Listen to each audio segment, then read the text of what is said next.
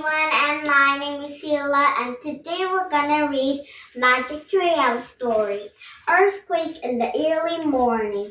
And today we're gonna start it at chapter 7, Dynamite, and the end of reading at chapter 9 because we're reading a 2 chapter in one book, okay?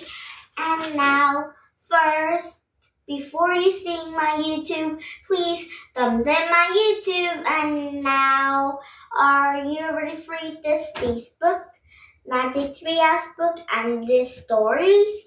And now, here we go. And first, you can read Magic Treehouse, Earthquake in the Early Morning. Chapter 7, Dynamite. "We'd better be careful," said Annie. They stopped in the soak feet over the broken cobblestones, trying not to cut them sleeps. They handed down the hillside. On their way, they passed a whole policeman carrying scratchers with injured people on them. They passed the soldiers directing all those trying to escape the fires. One man was trying to push a piano down the street, and another man was wearing a bunch of hats in a pile on the top of the one other. A woman is carrying 3 little dogs in a bag. Everyone is trying to say what's important to them, said Annie. "Like the librarian," said Jack. "And us here trying to save the sign." He clutched the piece of wood. When they were halfway down the hill, a soldier and a horse galloped in front of them. "Get off the street. We're setting up the dynamite," he shouted. "Dynamite?" said Jack. "Yikes," said Annie. People started running in all directions. Jack and Annie looked away wildly for a safe place to go, and Jack saw an alley. "There," he said, and they ran up in an alley and couched on the ground. Jack reached to his bag for the research book. He took an index for the word dynamite.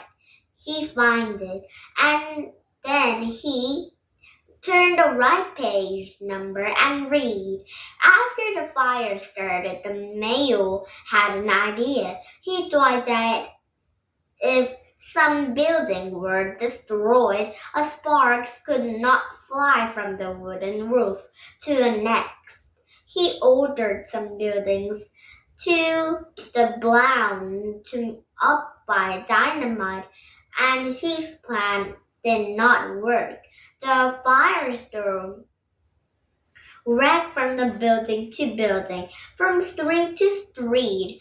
"Firestone," Jack tried. The word sounded terrible. Just as he put the book away, a huge blast of dynamite shook the ground. Dust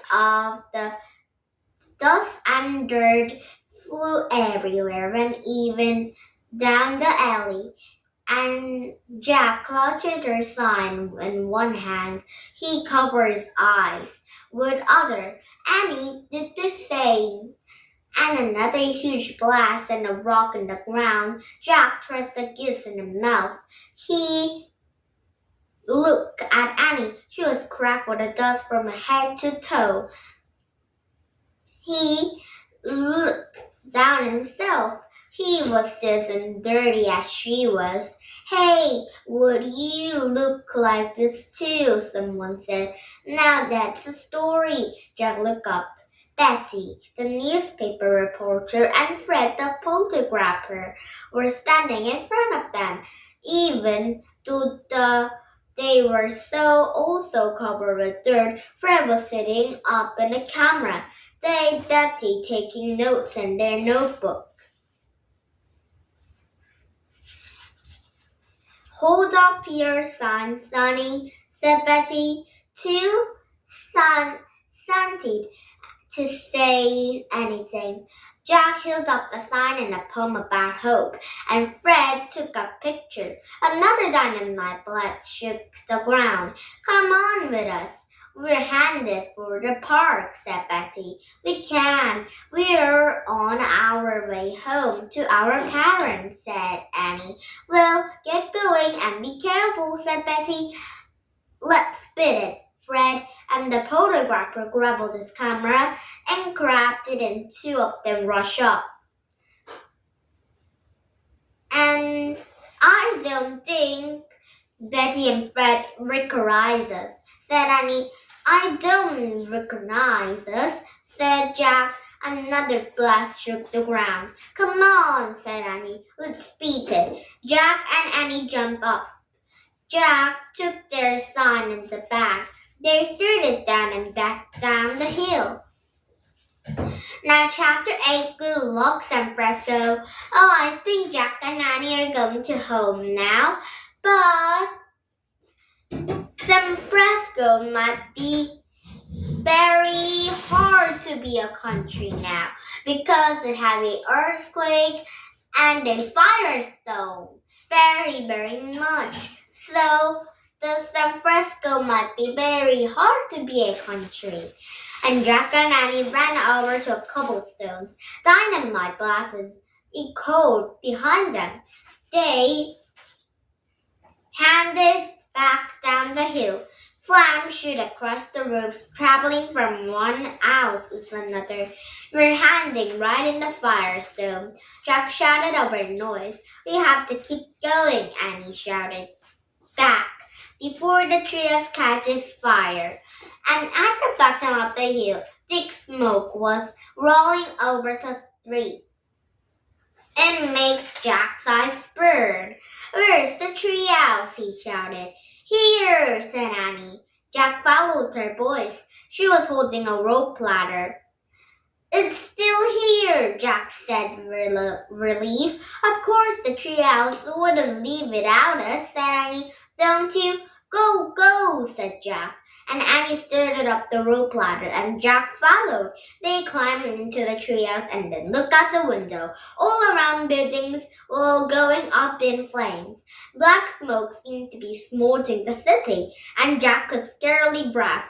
His eyes burned. His eyes were sitting, and Annie grabbed a Pennsylvania book. She opened a picture of Rock Creek and pointed. I wish you could go there, she said. Good luck, San Fresco. Goodbye, San Fresco, said Jack. The wind started to blow. The tree started to spin. It spun faster and faster, and everything was still, absolutely still. And now Chapter 9, The Wonderful Room. I think Jack and Annie are at a magic tree house and go to a froggery woods and go home again. A nice and comfy home again. And now tomorrow we started at Chapter 9 and then the Anna reading at the story, okay? And now, did you have fun? Your English country come back with 7 days book, but not the story because it might be a new chapter to read, okay? And now, please thumbs up my YouTube. If you didn't thumbs up my YouTube before seeing my YouTube, okay? And now, bye-bye for now and have a nice day. Bye!